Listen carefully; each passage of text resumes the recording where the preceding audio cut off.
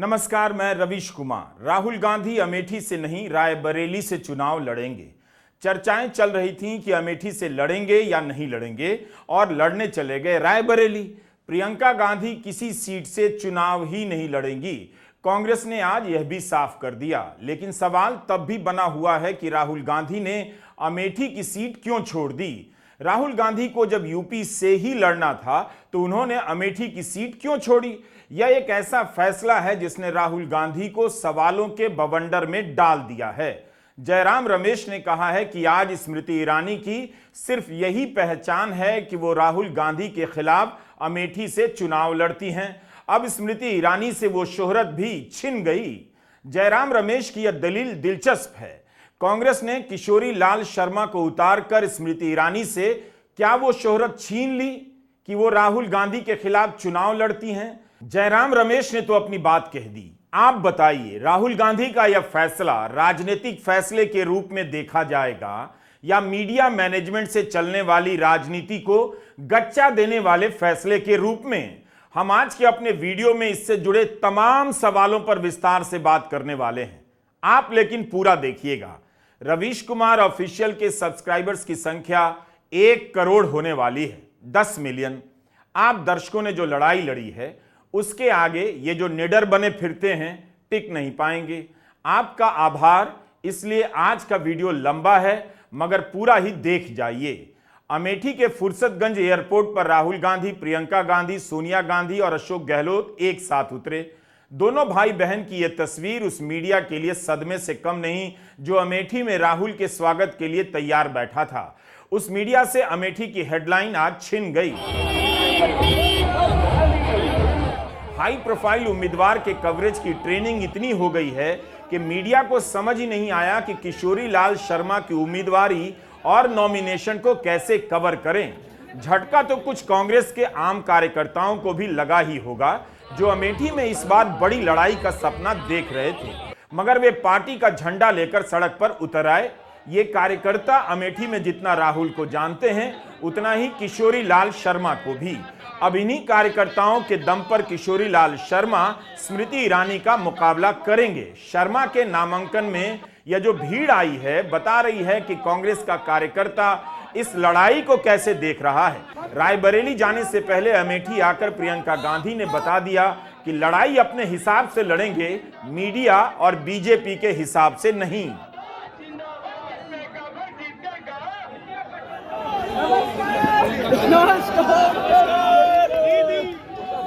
जल्दी में हूँ क्योंकि मुझे रायबरेली भैया के नामांकन के लिए जाना है। चुनाव लड़ेंगे राहुल गांधी के जिंदाबाद। 35 या 40 सालों से जानते हैं, गली गली जानते हैं, उनको अच्छी तरह से जानते हैं। उन्होंने लगातार 40 सालों के लिए आपकी सेवा की है। मैंने खुद आंखों से देखा, मैं खुद यहाँ पे आपके साथ मैंने खुद काम किया और इस चुनाव में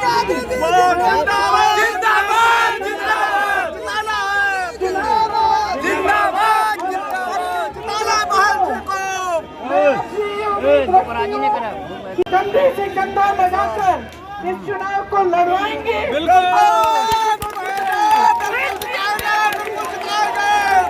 क्या बीजेपी अब कहेगी कि कांग्रेस में कार्यकर्ताओं का भी सम्मान होता है, परिवार अपने कार्यकर्ता के लिए सीट छोड़ देता है? क्यों कहेगी? पहले वह प्रधानमंत्री मोदी के झूठ को ही झूठ कह दे, यही बहुत है। हम इस वीडियो में रायबरेली के प्रसंग पर भी आने वाले हैं और राहुल के डर वाले प्रसंग पर भी। लेकिन किशोरी लाल शर्मा के साथ नाइंसाफी नहीं होनी चाहिए, उन पर बात होनी चाहिए। सूत्रों के हवाले से पतंगे उड़ाने वाले मीडिया को 4-5 दिनों से हवा ही नहीं लगी कि राहुल अमेठी से चुनाव नहीं लड़ रहे हैं। 2 मई की शाम से मीडिया में सूत्रों ने बोलना शुरू किया कि रायबरेली से लड़ने वाले हैं, अमेठी से नहीं।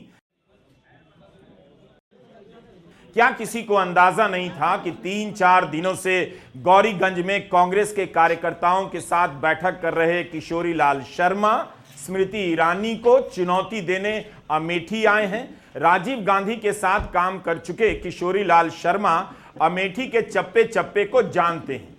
मोदी के प्रभाव में रहने वाले मीडिया के दौर में किशोरी लाल शर्मा ने उसे उसकी जमीन बता दी। सब किशोरीलाल शर्मा को देखकर राहुल गांधी के आने की आहट सुनने लग गए, मगर कोई नहीं समझ सका कि किशोरीलाल शर्मा इस बार मैनेजर बनकर नहीं, उम्मीदवार बनकर आए हैं। आप तमाम वीडियो में किशोरीलाल शर्मा का जरा अंदाज भी देखिए। शर्मा जीवन भर पर्दे के पीछे राजनीति का काम करते रहे, लेकिन घोषणा होने से पहले किसी को पता नहीं चलने दिया कि उम्मीदवार बनकर आए हैं। यह है असली मास्टर स्ट्रोक, बड़े बड़े मास्टर स्ट्रोक को चकमा देने वाला। किसी को भनक नहीं लगने दी कि अमेठी से राहुल की जगह किशोरीलाल शर्मा उम्मीदवार होंगे। आज वही किशोरीलाल शर्मा अमेठी की जनता के सामने उम्मीदवार के तौर पर हाथ जोड़े खड़े थे। ऐसा फिल्मों में ही होता है। आप जिसे कुछ नहीं समझते, वो अंत में हीरो निकल जाता है।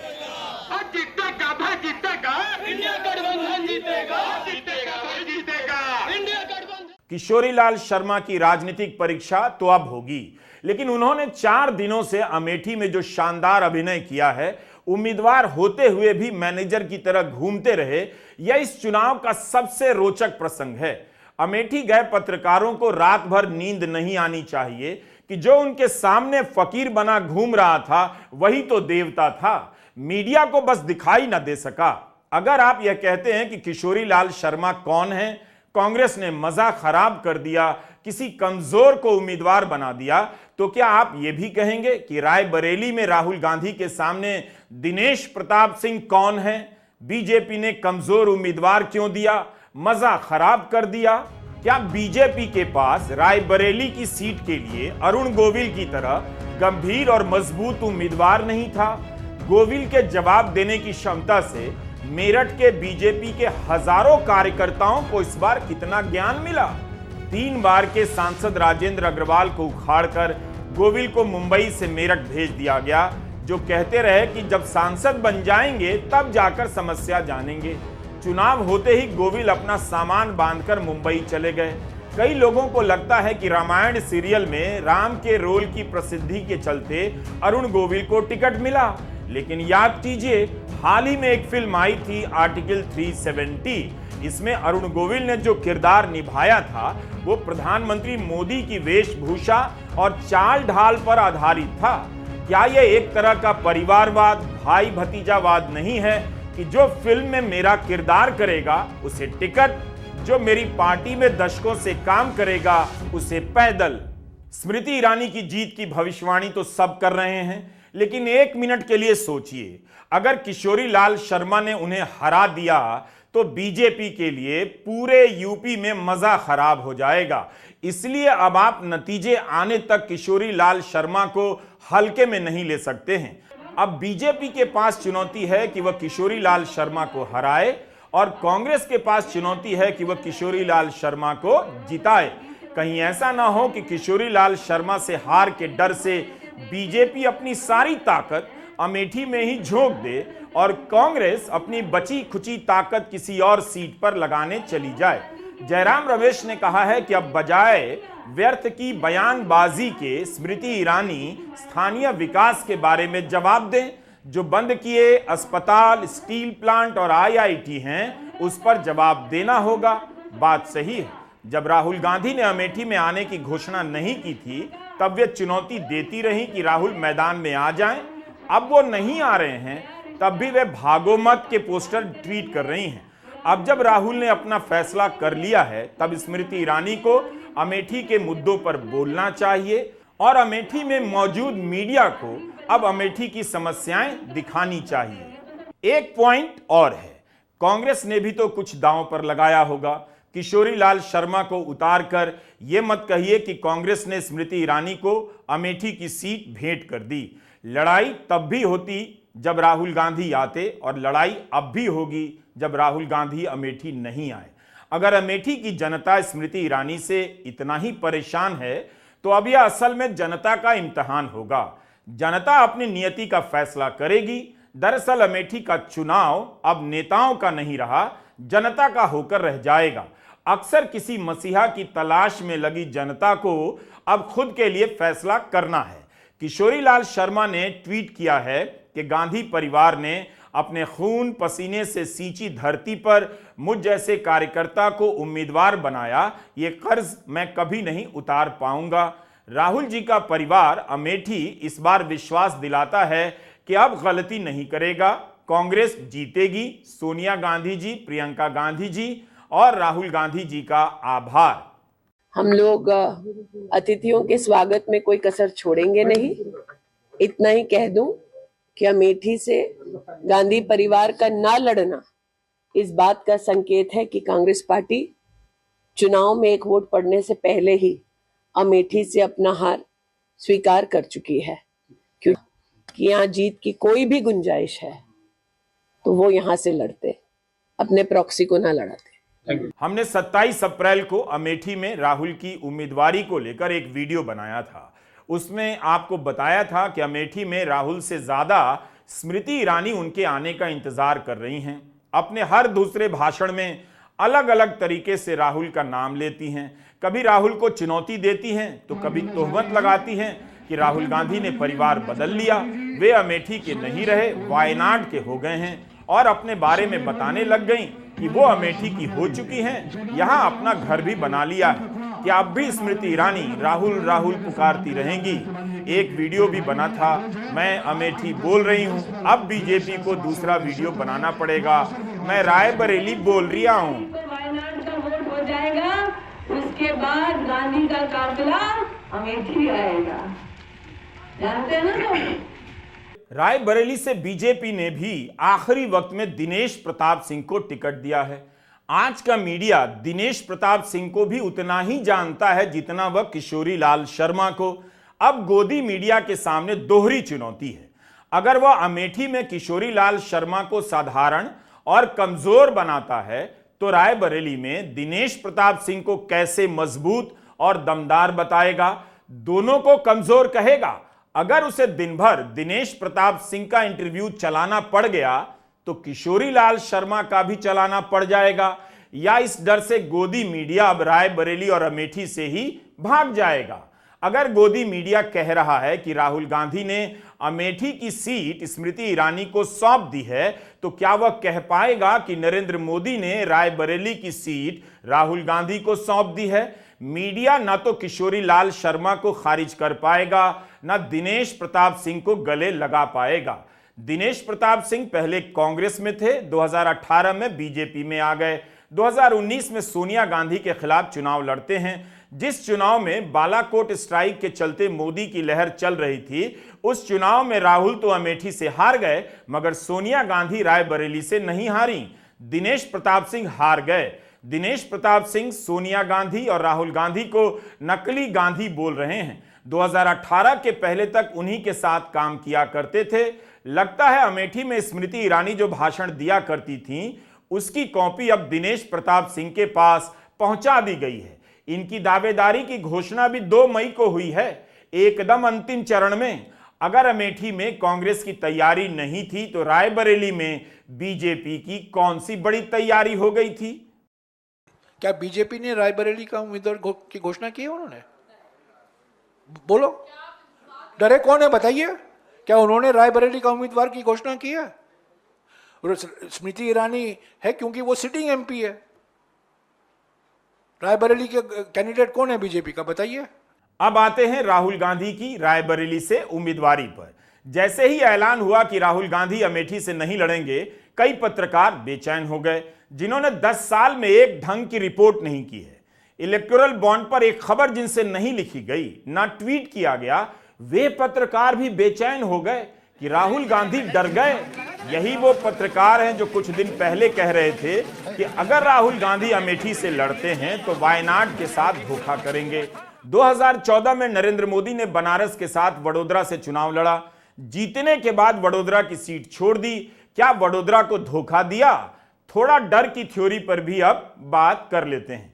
कई लोग डरो मत का पोस्टर साझा करते हुए कहने लग गए कि कार्यकर्ताओं को डरो मत कहने वाले राहुल गांधी अमेठी से नहीं लड़े, डर गए। यह बड़ा सवाल है, लेकिन डर से अमेठी छोड़ दिया यह भी अतिरेक है, और रायबरेली से लड़कर नया चैलेंज दे दिया यह भी अतिरेक है। अगर आप राजनीति को डर और चुनौती के रूप में ही देखेंगे तो बहुत कुछ देखने से चूक जाएंगे। राजनीतिक फैसलों की कई परतें होती हैं, फैसला सही था या नहीं इस पर मुहर तो जनता लगाएगी। मीडिया में मेरे बारे में कहते थे कि पॉलिटिक्स में इंटरेस्टेड नहीं है, नॉन सीरियस है। आपने देखा होगा मीडिया में 24 घंटा non serious. MNREGA non serious, जमीन अधिग्रहण bill non serious, Niyamgiri non serious, Bhatta Parsaul non serious, Amitabh Bachchan, Aishwarya Rai, Virat Kohli serious.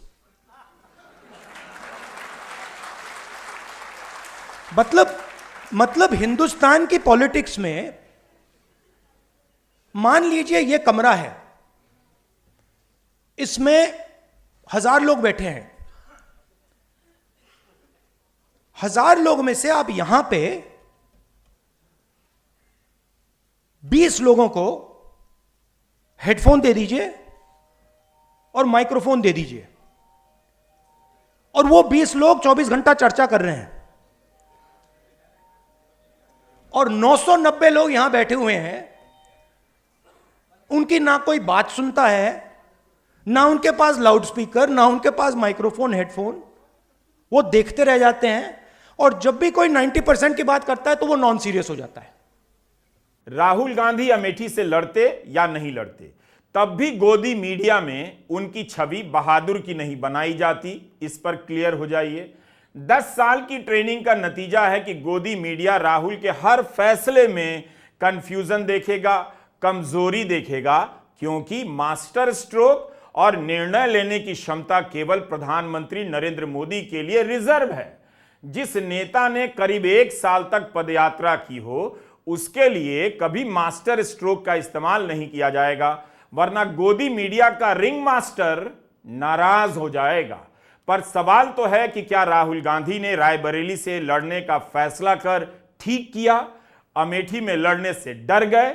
दोनों ही सवाल अपनी अपनी जगह पर ठीक हैं, और हम इस वीडियो में उसी को समझने का प्रयास कर रहे हैं। अगर मीडिया में राहुल गांधी के अमेठी से नहीं लड़ने पर धमाका सा हो गया है, तो सोचिए बीजेपी के कश्मीर से नहीं लड़ने पर इतनी चुप्पी क्यों है? बीजेपी कश्मीर घाटी की तीनों सीटों से चुनाव नहीं लड़ रही, धारा 370 पर चुनाव लड़ रही है, और जहां से धारा 370 हटाई गई वहीं से भाग गई, वहीं के लोगों से इसके नाम पर वोट नहीं मांग रही। आप हमारा 2 मई का वीडियो जरूर देखिएगा। तो सवाल कौन सा बड़ा है, कश्मीर की तीनों सीटों से बीजेपी भाग गई या अमेठी में चुनाव लड़ने से राहुल गांधी डर गए? यह आपको तय करना है। पत्रकार गौरीगंज में व्यस्त रहे और राहुल गांधी रायबरेली के हाथी पार्क वाले दफ्तर में चले गए।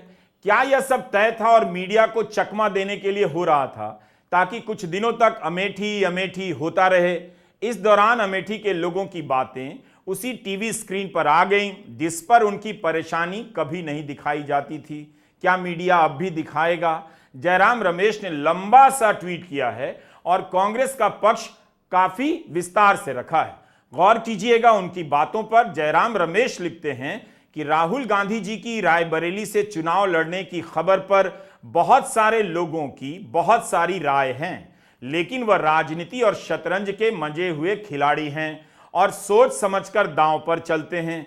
ऐसा निर्णय पार्टी के नेतृत्व ने बहुत विचार विमर्श करके बड़ी रणनीति के तहत लिया है। इस निर्णय से बीजेपी, उनके समर्थक और चापलूस धाराशायी हो गए। बेचारे स्वयंभू चाणक्य जो परंपरागत सीट की बात करते थे, उनको समझ नहीं आ रहा अब क्या करें। कल एक मूर्धन्य पत्रकार अमेठी के किसी कार्यकर्ता से व्यंग्य में कह रही थीं कि आप लोगों का नंबर कब आएगा टिकट मिलने का? लीजिए आ गया। कांग्रेस का एक आम कार्यकर्ता अमेठी में बीजेपी का भ्रम और दंभ दोनों तोड़ेगा। जयराम रमेश के एक ट्वीट से हाल ही में राहुल गांधी का ट्वीट किया गया एक वीडियो याद आ गया, जिसमें वे शतरंज के खेल की बात कर रहे हैं। जयराम रमेश भी कह रहे हैं कि राहुल शतरंज के मजे हुए खिलाड़ी हैं।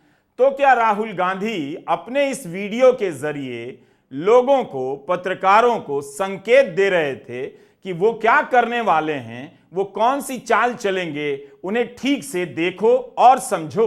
चुनौती तो दी जाती थी कि कांग्रेस के नेता अपनी परंपरागत सीट से ही लड़ते रहे हैं, तो कांग्रेस ने इस बार क्या ये धारणा तोड़ दी? लेकिन राहुल गांधी रायबरेली तो गए ही, वह भी परंपरागत सीट मानी जाती है। अब इस पर जयराम रमेश कहते हैं कि रायबरेली सिर्फ सोनिया जी की नहीं, खुद इंदिरा जी की भी सीट रही है। यह विरासत नहीं, जिम्मेदारी है, कर्तव्य है। इस अंतर्विरोध को फिलहाल किनारे करते हुए जयराम रमेश उल्टा प्रधानमंत्री मोदी को चुनौती देते हैं और लिखते हैं कि रही बात गांधी परिवार के गढ़ की, तो अमेठी, रायबरेली ही नहीं, उत्तर से दक्षिण तक पूरा देश गांधी परिवार का गढ़ है। राहुल गांधी तो 3 बार उत्तर प्रदेश से और 1 बार केरल से सांसद बन गए, लेकिन मोदी जी विंध्याचल से नीचे जाकर चुनाव लड़ने की हिम्मत क्यों नहीं जुटा पाए? जयराम रमेश प्रधानमंत्री से पूछ रहे हैं कि आप दक्षिण से चुनाव लड़ने की हिम्मत क्यों नहीं जुटा सके? याद कीजिए, 2024 का चुनाव शुरू होने से पहले कई हलकों में फर्जी चर्चाएं चलाई गईं कि नरेंद्र मोदी तमिलनाडु से चुनाव लड़ेंगे, बनारस में तमिल संगम करा रहे हैं, तमिलनाडु से अयोध्या ट्रेन चला रहे हैं, 100 तरह की बातें। मगर 10 साल तक इतना विकास करने के बाद वे दक्षिण में अपनी पार्टी का प्रसार भी नहीं कर सके, ना वहां से चुनाव लड़ने की हिम्मत जुटा सके। उल्टा बिना वजह कच्छतीवु का फालतू मुद्दा उठाकर चुनावी बहस को भटकाने का प्रयास किया। तमिलनाडु का चुनाव खत्म होते ही उसे भुला भी दिया। प्रधानमंत्री मोदी अपने डर की बात नहीं करते, नहीं कहते कि उनकी पार्टी कश्मीर की 3 सीटों से भाग गई है, लेकिन सोनिया गांधी और राहुल के फैसलों में उन्हें डर जरूर दिखाई देता है। सुनिए। मैंने कहा था इनकी सबसे बड़ी नेता चुनाव लड़ने की हिम्मत नहीं करेगी, वो डर के मारे भाग जाएगी, और वो भाग करके राजस्थान गई और राजस्थान से राज्यसभा में आई, और हुआ भी यही।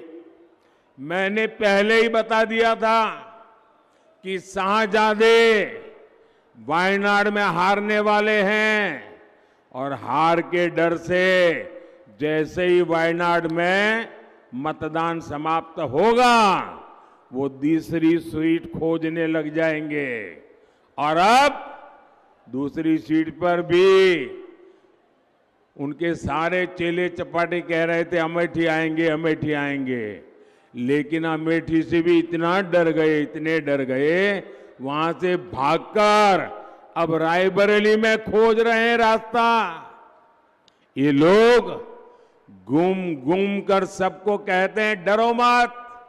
मैं भी आज उन्हें कहता हूं, और बड़े जी भर के कहता हूं, अरे डरो मत, भागो मत। स्मृति ईरानी ने भी प्रधानमंत्री के भाषण का यह हिस्सा ट्वीट किया है कि डरो मत, भागो मत। आपसे फिर से यह सवाल पूछता हूं, बड़ा सवाल क्या है? राहुल का अमेठी से नहीं लड़ना या धारा 370 के नाम पर देश भर में चुनाव लड़ने वाली बीजेपी का कश्मीर घाटी की 3 सीटों से भाग जाना? बीजेपी कश्मीर घाटी से क्यों भाग गई? इसलिए भाग गई कि जमानत जब्त होने का डर सता रहा था। आप कश्मीर से भाग सकते हैं, वो बहादुरी है, और अमेठी की सीट राहुल गांधी ने छोड़ दी तो राहुल का डर है, राहुल डरपोक हैं। हिम्मत और बहादुरी का सारा टेस्ट केवल राहुल पर ही नहीं होना चाहिए। याद कीजिए, राष्ट्रीय राजनीति में 56 इंच का सीना लेकर कौन आया और शेर बनकर कौन आया? बहादुरी तो तब होती जब बीजेपी कश्मीर घाटी की 3 सीटों से नहीं भागती। 2019 के चुनाव में बीजेपी ने जम्मू कश्मीर की तमाम सीटों पे अपने उम्मीदवार खड़े किए थे। जम्मू की 2 सीटें, लद्दाख का 1 सीट और कश्मीर की 3 सीटों पे उनके उम्मीदवार जो है खड़े थे।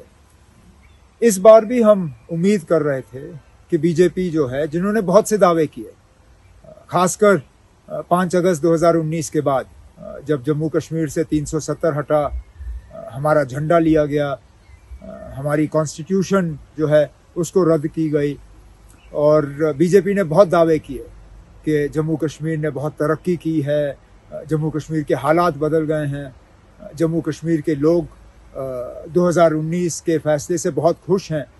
ये मौका था बीजेपी को कि वो साबित करें कि वाकई लोग उनके इस फैसले से खुश हैं। लेकिन हैरानगी की बात यह है कि जहां 2019 में उनको लगा था कि उन्होंने लोगों के दिल जीते हैं, इस बार इन्होंने तस्लीम किया है कि लोगों के दिल जीतने में अभी बीजेपी को काफी वक्त लगेगा। उन्होंने यहां तक कहा कि उन्हें कोई जल्दी नहीं है वादी में कमल का फूल जो है खिलाने में, और खिलने में टाइम लगे तो उन्हें कोई इस बात से परेशानी नहीं है। लेकिन हकीकत ये भी है कि बीजेपी बेशक उनका चुनावी निशान जो है कमल का फूल, वो मशीन पे नहीं होगा, उसका बटन पोलिंग बूथ में आपको दिखेगा नहीं। हमारा यह वीडियो धीरज के साथ देखिएगा, दोबारा देखिएगा। बात केवल अमेठी या रायबरेली की नहीं है। इस वीडियो में आपको कई सारी चीजें देखने और समझने को मिलेंगी। अमेठी से राहुल गांधी का नहीं लड़ना डर से जुड़ा नहीं है। अमेठी जीत जाएं और 2024 का चुनाव हार जाएं तो वो हार अमेठी की जीत से कहीं बड़ी मानी जाएगी। राजनीति को वैसे मत देखिए जैसे गोदी मीडिया दिखाता है। क्या इसमें कांग्रेस या राहुल की बहादुरी नहीं कि कांग्रेस ने ऐसा मैनिफेस्टो बना दिया जिससे वोट मिले ना मिले, मगर उसमें प्रधानमंत्री मोदी को कभी भैंस नजर आ रही है, कभी मंगलसूत्र नजर आ रहा है, कभी मुस्लिम लीग नजर आने लग जाता है। प्रधानमंत्री मोदी ने तो बाजरे तक का एक्सरे करवा दिया। क्या क्या बोल रहे हैं। हर साल इंडिया गठबंधन का एक नया प्रधानमंत्री होगा। पता नहीं कौन से अखबार की फर्जी खबर का हवाला दे रहे हैं। यह तो लेवल है प्रधानमंत्री का, इस पर कोई लेख नहीं लिखेगा, किसी में हिम्मत नहीं। मुझे बताइए, गजब गजब तरह के झूठ बोलकर चुनाव लड़ना बहादुर का लक्षण होता है या राय बहादुर का लक्षण होता है? Tell me very clearly, do you get my point? जिन्हें शेर कहा जाता था वो एक प्रेस कॉन्फ्रेंस नहीं कर पाते हैं और अमेठी के जरिए लोग राहुल गांधी के डर का टेस्ट लेना चाहते हैं। मेरा बस इतना कहना है कि अमेठी से लड़ने और नहीं लड़ने का संबंध डर और बहादुरी से नहीं है, राजनीति से है। वो राजनीति क्या है? बेशक इसे लेकर जो सवाल उठ रहे हैं उन्हें पूरा सम्मान दिया ही जाना चाहिए।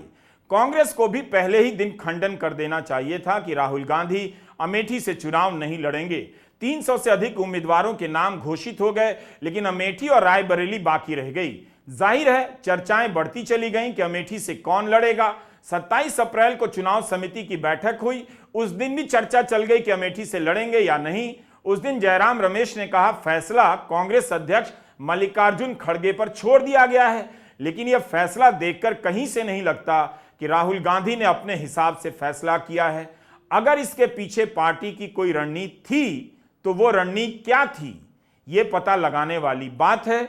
अगर केवल राहुल का फैसला है तो ये भी राहुल से ही जानने वाली बात है।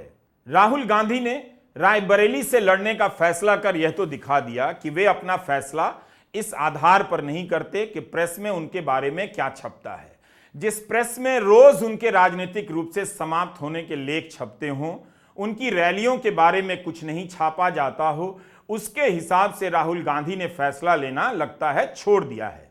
मीडिया ने एक तरफ अमेठी को इतना हाई प्रोफाइल बना दिया जैसे अमेठी का चुनाव बनारस का चुनाव हो। रायबरेली में राहुल का बड़ा सा पोस्टर तैयार था, ट्रक पर टांगा जा रहा था, सजाया जा रहा था। क्या किसी को पता नहीं चला? कहीं तो यह पोस्टर प्रिंट भी हुआ होगा। क्या राहुल गांधी ने मीडिया को ज्यादा झटका दे दिया?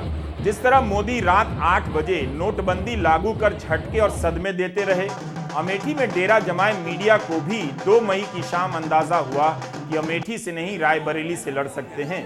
अंग्रेजी में अपने दोस्तों के लिए संपादकीय लिखने वाले बुजुर्ग पत्रकार भी लड़खड़ा गए, बल्कि कई लोग तो झुंझला गए हैं। कांग्रेस की सफाई के बाद भी कई लोगों के मन में यह सवाल रहेगा ही कि अमेठी से लड़ते, लेकिन पूरे चुनाव को 2 उम्मीदवारों के बीच की लड़ाई का ड्रामा बनाना क्या ठीक रहता? बीजेपी चाहती होगी कि यूपी का चुनावी माहौल इसी में निकल जाए, लेकिन राहुल गांधी ने ऐसा नहीं होने दिया।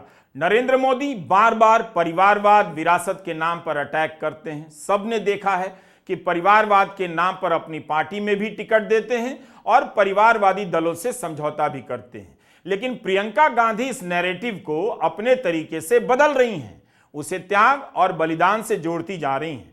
राहुल गांधी अक्सर इस तरह की भावुकता से बचते हैं, लेकिन भावुकता से भरी मोदी की राजनीति का जवाब इस भाषण में मिल सकता है। 19 साल की उम्र में जब मैं अपने शहीद पिताजी के टुकड़े घर लाई तो मैं नाराज थी इस देश से, मैं नाराज थी।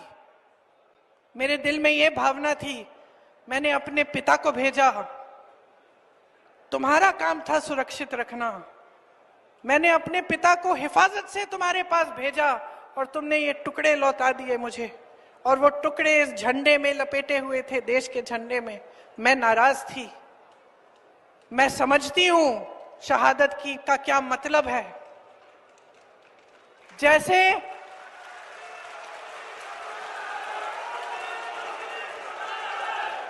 आज मैं 52 साल की हूं, आज मैं 52 साल की हूं, पहली बार मैंने ये चीज सार्वजनिक ऐसे मंच पे कही है। लेकिन वो जो नाराजगी थी मेरी, आस्ते आस्ते मैं समझी कि उस तरह की जो नाराजगी होती है वो सिर्फ उससे होती है जिससे प्रेम करते हैं हम। मेरे देश के लिए मेरे दिल में कितना प्रेम है, मैं कैसे समझाऊं। जब मोदी जी मंच पे खड़े होकर मेरे पिता को देशद्रोही बोलते हैं, जब मोदी जी कहते हैं कि मेरे पिताजी ने कोई कानून बदल दिया अपनी मां से विरासत लेने के लिए, तो मेरे दिल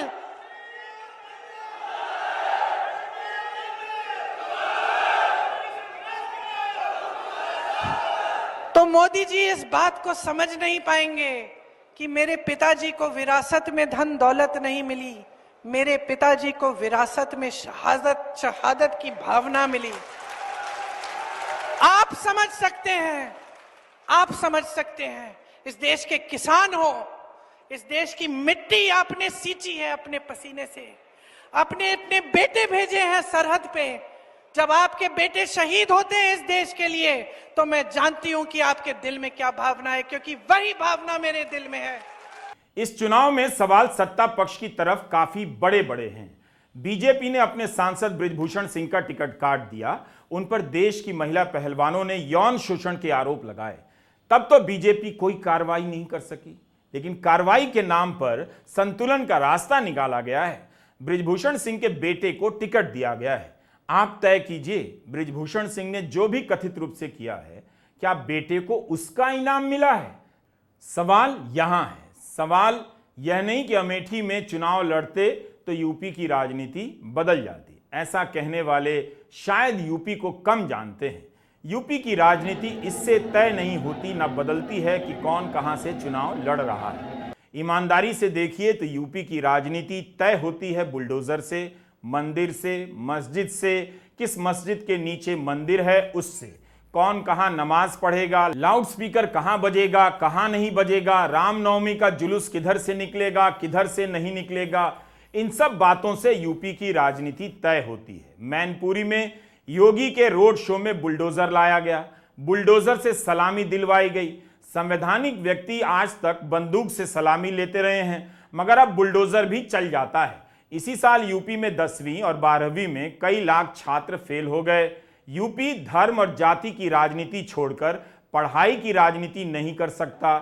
जब आवारा पशु और सांड यूपी की राजनीति को नहीं बदल सकते, तो राहुल गांधी अमेठी से लड़कर यूपी में कांग्रेस का भविष्य नहीं बदल सकते थे, और ना रायबरेली से लड़कर बदल देंगे। यूपी अपनी नियति अगले कई दशकों के लिए बदल चुका है। हमारा यही कहना है कि राहुल गांधी अमेठी से नहीं लड़ रहे हैं, इसका संबंध राजनीति से है, डर से नहीं। फिर भी कई लोग इस सवाल को आसानी से नहीं भुला पाएंगे, और वे पूरी तरह गलत भी नहीं हैं कि राहुल गांधी अमेठी से चुनाव लड़ते तो अच्छा रहता। जिस सीट पर हार हुई है उसी सीट से लड़ते। लेकिन अमेठी से लड़कर राहुल गांधी क्या यूपी में कांग्रेस को खड़ा कर देते? क्या कांग्रेस की कमजोरियां उससे रातों रात दूर हो जाती? एक तरफ आप कह रहे हैं कि राहुल गांधी कमजोर दावेदार हैं, दूसरी तरफ आप उसी कमजोर दावेदार के सामने सबसे मजबूत नेता को आए दिन झूठ से लेकर अनाप शनाप बोलते हुए देख तो रहे हैं। इसलिए हमारा वीडियो ठीक से देखा कीजिए। अभी होना बाकी है, मगर हम होने वाले हैं। इसलिए होने से पहले ही हम अपने सभी 1 करोड़ सब्सक्राइबर का शुक्रिया अदा करते हैं। नमस्कार, मैं रवीश कुमार।